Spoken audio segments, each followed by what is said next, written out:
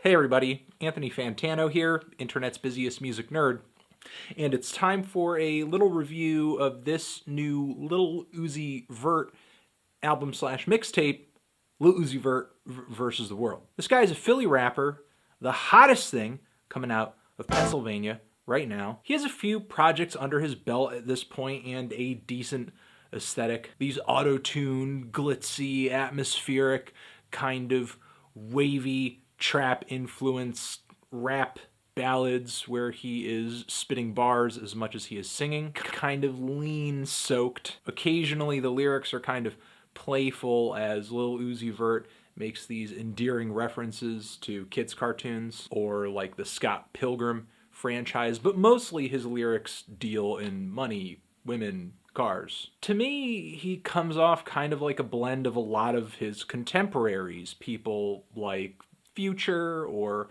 Lil Yachty, also Young Thug, of course, Fetty Wap, and there's also production on this thing from people like Wonder Girl and Don Cannon, as well as Metro Boomin, so you can kind of get a sense of what the instrumentals on this record are going to sound like. Now, it's not the worst thing I've heard in this style. There are certainly rappers who are a lot worse and a lot less tolerable who are producing music with this kind of trap ballad fusion. My number one issue with this project, though, is just that it suffers from the saturation of the very sound, the very style it exists within. So much of what Vert is doing on this project is incredibly cliche at this point. I could see a few tracks here holding listeners over before the next big project from Future or Young Thug comes out, but I'm not really hearing anything that's going to carry Vert over into the next year or so. The production generally is pretty tight, and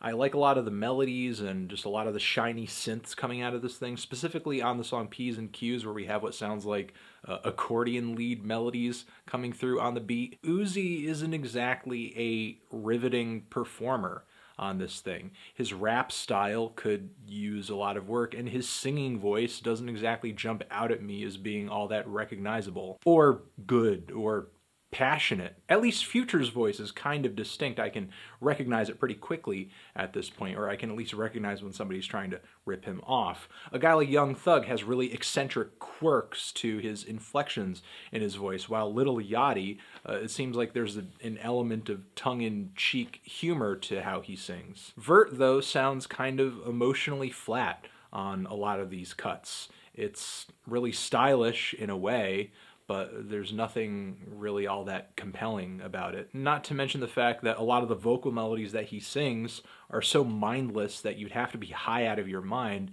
not to get sick of them after 30 seconds. I'm not really sure what else to say about this project because there's not that much to this project. It could use better everything except for production. I mean, the songwriting could be better, the rapping could be better, the lyrics could be a lot better, the singing could be a lot better. This is just another rapper who essentially is being carried by the production of this project. And, you know, I gotta give it to producers like Metro Boomin and Wonder Girl on this project, because people like them make guys like Vert listenable. Even though there are a lot of lackluster rappers right now, at least there are some decent producers, because seriously, it is like they are carrying their careers with their production, carrying them on their backs, wearing them like backpacks. I'm feeling a light to decent 4 on this thing. Tran? Oh, Zishin.